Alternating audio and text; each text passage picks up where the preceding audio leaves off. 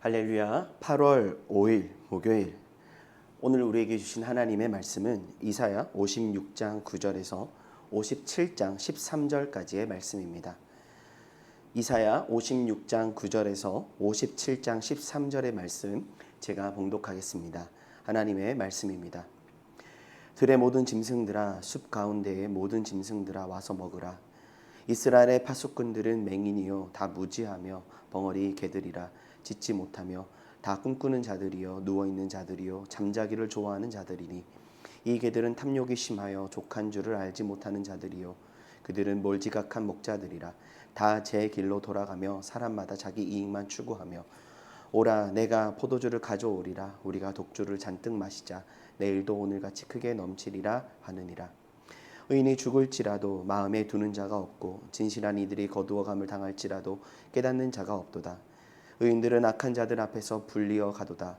그들은 평안에 들어갔나니 바른 길로 가는 자들은 그들의 침상에서 편히 쉬리라. 무당의 자식, 간음자와 음녀의 자식들아, 너희는 가까이 오라. 너희가 누구를 희롱하느냐? 누구를 향하여 입을 크게 벌리며 혀를 내미느냐? 너희는 패역의 자식, 거짓의 후손이 아니냐? 너희가 상수리 나무 사이 모든 푸른 나무 아래에서 음욕을 피우며 골짜기 가운데 바위 틈에 자녀를 도살하는도다. 골짜기 가운데 매끄러운 돌들 중에 내 몫이 있으니 그것들이 곧 내가 제비 뽑아 얻은 것이라. 또한 내가 전제와 예물을 그것들에게 드리니 내가 어찌 위로를 받겠느냐. 내가 높고 높은 산 위에 내 침상을 베풀었고 내가 또 거기에 올라가서 제사를 드렸으며 내가 또 내 기념표를 문과 물설주 뒤에 두었으며 내가 나를 떠나 벗고 올라가서 내 침상을 넓히고 그들과 언약하며 또 내가 그들의 침상을 사랑하여 그 벌거벗은 곳을 보았으며 내가 기름을 가지고 몰렉에게 나아가되 향품을 더하였으며 내가 또 사신을 먼 곳에서 보내고 스오레까지 내려가게 하였으며 내가 길이 멀어도 피곤할지라도 헛되다 말하지 아니함은 내 힘이 살아났으므로 쇠약하여지지 아니함이라. 내가 누구를 두려워하며 누구로 말미암아 놀랐기에 거짓을 말하며 나를 생각하지 아니하며 이를 마음에 두지 아니하느냐. 내가 나를 경외하지 아니함은 내가 오랫동안 잠잠했기 때문이 아니냐. 내 공의를 내가 보이리라. 내가 행한 일이 내게 무익하니라. 내가 부르짖을 때에 내가 모은 우상들에게 너를 구원하게 하라. 그것들은 다 바람에 날려가겠고 기운에 불려갈 것이로되 나를 의뢰하는 자는 땅을 차지하겠고 나의 거룩한 산을 기업으로 얻으리라. 아멘. 이사야 56장 이후의 배경은 포로기 이후로 예루살렘으로 돌아온 상황을 바라보고 있습니다. 하나님의 약속이 성취되어 구원의 때를 맞이한 겁니다. 그 현실은 어떠해야 할까요? 이제는 편안하고 걱정 없는 행복한 삶을 살아가면 될 것이고 다윗 왕조의 그 영광을 다시금 볼 수 있을 거라는 기대가 되지 않았을까요?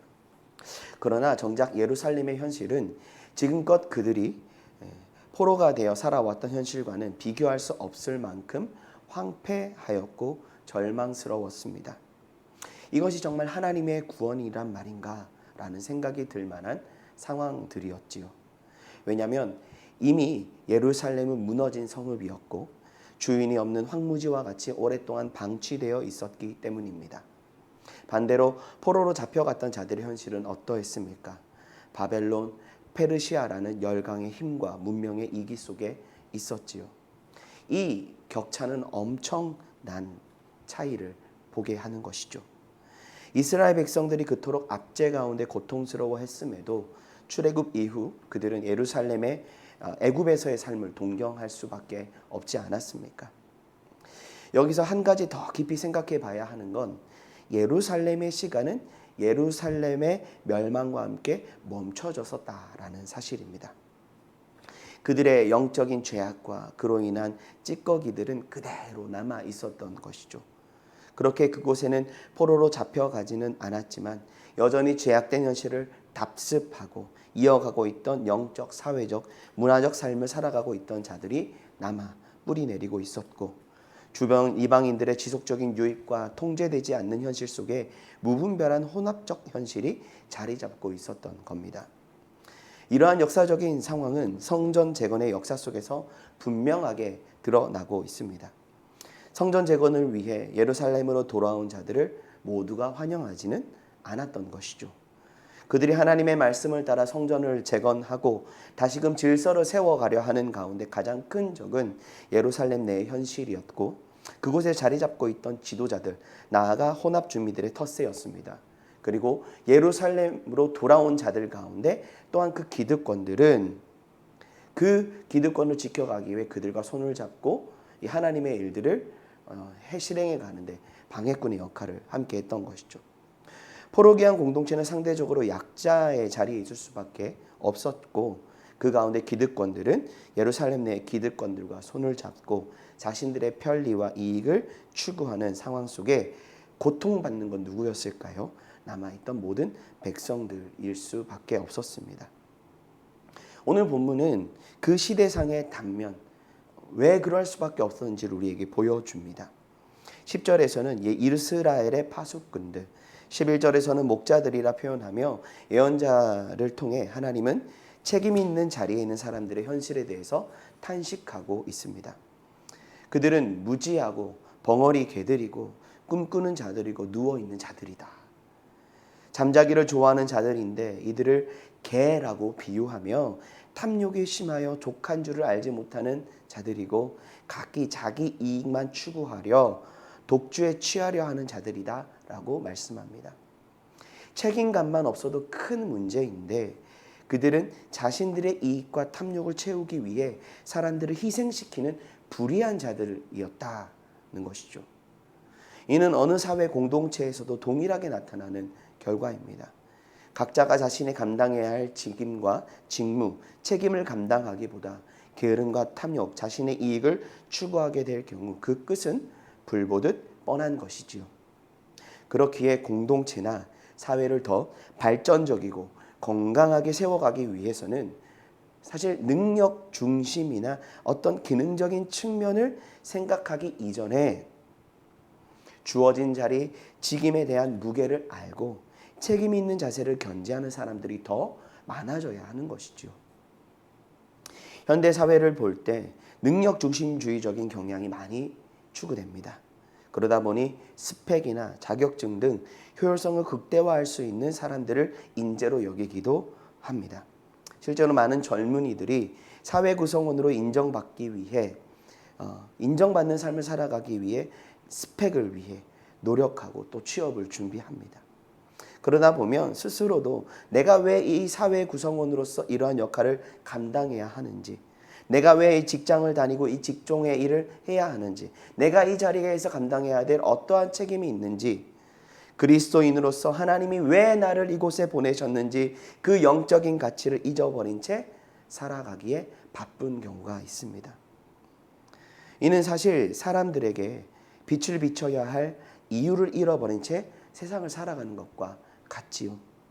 그러니 예수님의 가르침처럼 세상이 우리의 착한 행실을 볼 때에 하나님께 영광을 돌릴 수 있는데, 또한 그들로 하나님께 영광을 돌리게 해야 하는데, 우리 안에 착한 행실을 해야 할 이유도 근거도 없으니 당연히 우리 역시도 빛이 되어 살아가기는커녕 점점 그 빛을 잃어가는 안타까운 현실을 직면하게 되고 세상은 빛을 찾지 못하여 더욱 어두워져 가게 되는 것이지요. 그 결과는 어떠할까요? 57장 1절입니다. 의인이 죽을지라도 마음에 두는 자가 없고 진실한 이들이 거두어감을 당할지라도 깨닫는 자가 없도다. 그 누구도 의롭고 진실한 삶에 관심을 두지 않게 된다는 겁니다. 불의한 삶을 당연하게 여기며 쾌락과 향락을 추구하는 것에 관심을 두게 된다는 것이죠. 더욱이 의인과 진실한 자들의 죽음이 그 사회의 현실과 상관없지 않다. 도리어 그러한 사회가 의인들을, 진실한 자들을 죽음의 자리로, 억울한 죽음의 자리로 내몰게 되었다라는 사실을 말씀합니다. 그런데 여기서 의인, 진실한 이들의 의미는 단순히 착한 일을 행하는 사람들을 말하는 게 아닙니다. 원어적으로 보면 하나님에 대한 변함없는 사랑을 가지고 있기에 사람들에게도 신실하고 자비롭고 진실한 사랑을 실천하는 자들을 의미하지요. 즉 하나님을 사랑하는 자들이, 하나님의 사랑을 실천하고자 하는 자들이 더 이상 살아가기가 불가능한 현실이 되어 버렸더라는 겁니다. 더 이상 의인과 정직한 사람들이 살아가기 힘든 세상이 되었다. 그들은 억울한 죽음을 당할 수밖에 없었다라는 겁니다. 이어서 3절 이하에서 하나님은 백성들 가운데 만연했던 우상숭배와 부정한 종교의식에 대해 탄식하고 계십니다. 3절에서는 하나님의 백성들을 향해 하나님은 이렇게 말씀하십니다. 무당의 자식, 간음자와 음녀의 자식들아. 그 당시 백성들이 완전히 온갖 우상숭배의 현실에 빠져 있었던 겁니다. 4절입니다. 너희가 누구를 희롱하느냐? 너희가 누구를 희롱하느냐? 그들의 모든 행동은 하나님을 희롱한 것이다 말씀하십니다. 5절 이하에서 자세히 그들의 혼합된 종교적 행태를 언급하지요. 얼마나 음란하였고 얼마나 잔인하였습니까? 그런데 여기서도 놀라운 것이 그들의 이 우상숭배의 열심이 극심이었더라는 겁니다. 10절을 보면 내가 길이 멀어서 피곤할지라도 헛되다 하지 아니함은 내 힘이 살아났으므로 쇠약하여지지 아니함이라. 얼마나 그 믿음이 좋았는지, 몰렉에게 제물을 드리러 가는 길이 멀어서 피곤한데도 그 여정이 너무나 고통스러운 여정이었음에도 불구하고 길을 가면 갈수록 힘이 더해 살아나더라. 이 번거로운 여행에 얼마나 큰 가치를 그들이 두고 있었는지, 그들이 이 우상 숭배를 향한 신앙이 얼마나 깊었는지를 보게 됩니다.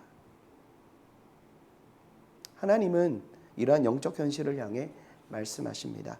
11절입니다. 내가 누구를 두려워하며 누구로 말미암아 놀랐기에 거짓을 말하며 나를 생각하지 아니하며 이를 마음에 두지 아니하였느냐. 내가 나를 경외하지 아니함은 내가 오랫동안 잠잠했기 때문이 아니냐.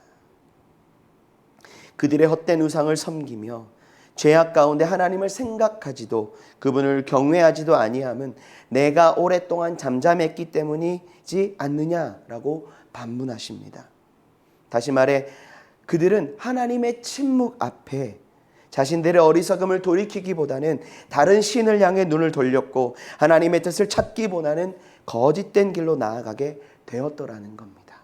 하나님 그들의 영적인 현실에 대해서 지적하시며 탄식하고 계십니다. 그들은 하나님의 의도 속에 담긴 뜻을 알려고 노력하지도 않았고 무시했던 겁니다. 하나님의 침묵은 그들이 죄악된 길에서 돌이키기를 원하셨던 하나님의 기다림이요 하나님의 인내하심이었음에도 말입니다. 우리는 여기서 그들 안에 있던 근본적인 죄악의 실체를 발견하게 됩니다. 자기중심적인 신앙의 자세입니다. 참된 신앙은 하나님을 중심에 두고 그분의 주권과 통치 안에 거하는 삶일진데 여전히 그들은 자신들의 필요와 욕망, 눈앞의 유혹에 함몰되어 그들은 하나님께 무관심했습니다. 그저 자기중심적인 사고 속에서 하나님과의 관계, 하나님의 역사, 하나님의 존재를 판단하며 죄악된 길로 나아가게 된 것이죠. 그렇기에 그들은 자신들 안에 있던 근본적인 문제를 바라보지 못했습니다. 자신들의 죄악을 인정하고 하나님께로 돌이키기보다는 모든 책임을 하나님께로 돌리며 우상숭배와 죄악된 길로 나아가는 자신들을 합리화하기 시작합니다. 이제 하나님의 시간은 끝이 났다.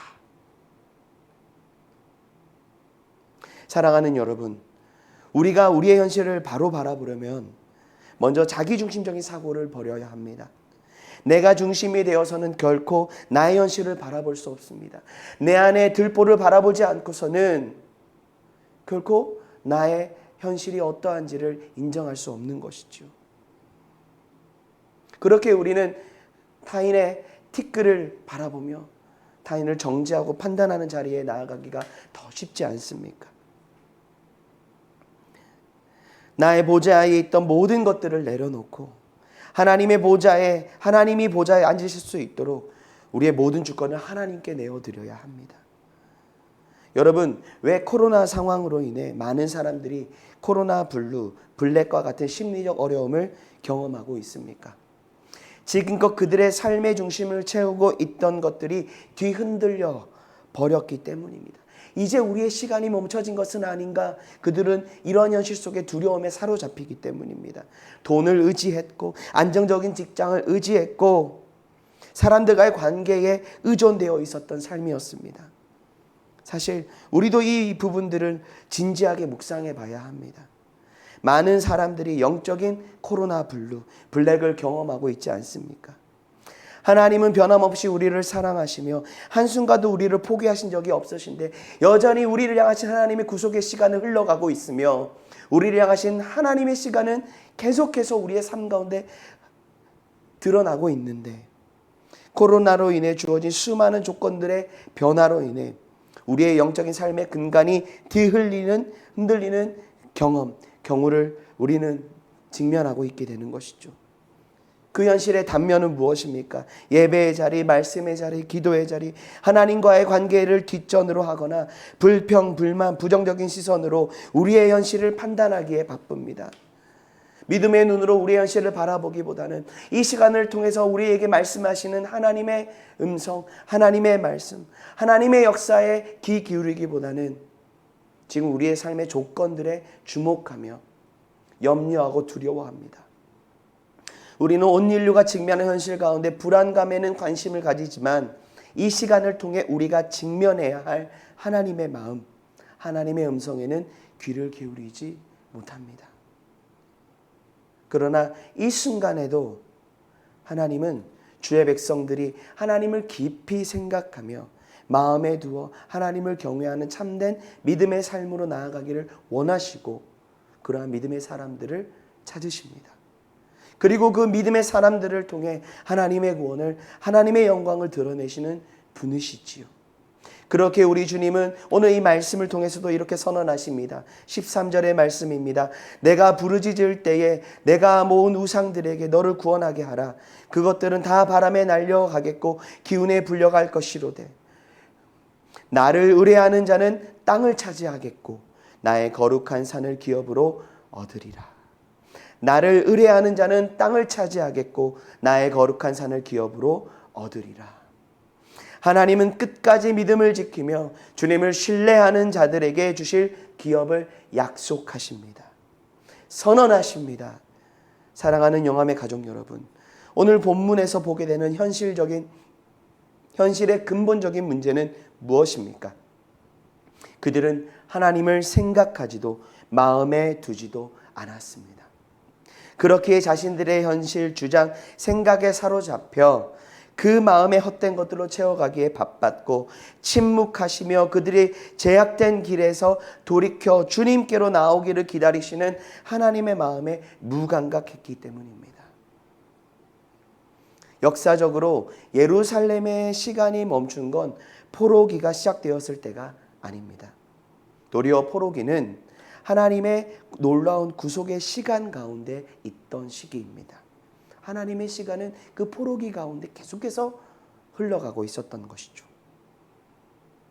그리고 하나님은 그 시간들 속에 하나님의 사람들을 예비하시고 남은 자들을 통하여 이루어 가실 하나님의 역사들을 이루어 가셨습니다. 그들의 시간이 멈춘 건 훨씬 그 이전, 그들이 하나님이 아닌 헛된 우상을 섬기며 열강들의 힘을 의지하여 자신들의 뜻을 이루어 가려고 했던 그때이며 그 결과가 사실 예루살렘의 함락이요 포로기의 현실이었던 것이죠. 사랑하는 영암의 가족 여러분, 우리와 하나님의 시간이 멈추게 해서는 안 됩니다. 진정한 우리의 삶의 재앙은, 우리의 삶의 절망은 무엇입니까? 우리와 하나님의 시간이 멈춰지게 되는 그때인 것입니다. 우리의 현실이 하나님이 침묵하신 것 같은 상황 가운데 있다 해도 우리의 관심이 하나님을 향하고 하나님의 뜻과 하나님의 구원에 대한 믿음 안에 있다면 결코 우리와 하나님의 시간은 멈추지 않습니다. 결코 그 시간은 멈춘 것이 아닙니다. 하나님의 신실하신 약속이 이루어져가는 시간이며 하나님은 주를 의뢰하는 자들에게 주실 기업을 예비해 가십니다. 자기중심적인 사고를 내려놓고 오늘 하루 주님이 우리의 삶의 주인이 되시기를 원합니다. 하나님의 마음, 하나님의 뜻을 신뢰하여 오늘 하루도 주님을 더 깊이 생각하고 우리 마음의 중심에 들 수 있기를 원합니다. 이 믿음의 걸음을 주님은 기뻐하시며 예비하신 그 기업을 우리에게 허락하십니다. 하나님의 시간, 하나님의 그 은혜는 그 믿음 안에 거하는 자들 가운데 결코 멈추지 않고 이어지게 될 것을 기억하시며 그 하나님을 믿는 믿음 가운데 오늘 하루도 승리하시는 우리 영암의 가족들 되기를 간절히 소망합니다. 기도하시겠습니다. 사랑하는 주님, 하나님이 침묵하시는 그 상황 같은 때에도 우리는 하나님의 그 놀라운 구원의 역사를 바라보며 끝까지 주님을 의지하고 주님을 의뢰하는 그 믿음을 지켜가기를 원합니다. 이 코로나로 인하여서 너무나 어렵고 힘든 우리의 현실들 속에 하나님 왜 침묵하십니까? 하나님 앞에 간구할 수밖에 없는 우리의 연약함이지만 하나님 도리어 이때를 통해서도 하나님께서는 일하시고 우리 향하신 하나님의 구원의 계획을 이루어 가심을 믿기에 오늘 하루도 주님을 깊이 생각하고 주님을 마음에 두고 주님의 말씀을 의지하여 믿음으로 승리한 우리 모두가 될 수 있기를 원하는데 주님, 우리 안에 우리의 자기중심적인 그 사고를 내려놓고 하나님이 우리의 삶의 중심을 하나님이 우리의 삶의 중심이 되어주심에 그 주님이 우리의 삶의 보좌에 앉으셔서 우리를 다스리시고 통치하시는 그 은혜의 한날을 살아갈 수 있도록 주님 함께하여 주시옵소서. 오늘 한날 그 믿음 안에 살아갈 때에 우리를 위해 예비하신 하나님 은혜의 역사를 맛보며 누리며 살아가게 하시고 지쳐있던 우리의 심령 새 힘을 주시고 또 그 믿음 안에 소망 가운데 이끌어 가시는 하나님의 은혜의 손에 붙들려 기쁨으로 감사로 오늘 한날 승리하는 복된 날 되어지게 하여 주시옵소서. 사랑하는 우리 성도님들 건강을 지켜주시고 이 어려울 때에 서로가 서로를 더 격려하며 기도하며 힘을 얻어 주님이 주시는 그 은혜 가운데 기쁨과 감사로 나아가는 또 이 세상 가운데 하나님이 주시는 그 구원의 소망을 선포하는 믿음의 자녀들로 살아갈 수 있도록 은혜 더하여 주시옵소서. 감사합니다. 주님 사랑합니다. 살아계신 예수 그리스도의 이름으로 기도드립니다. 아멘.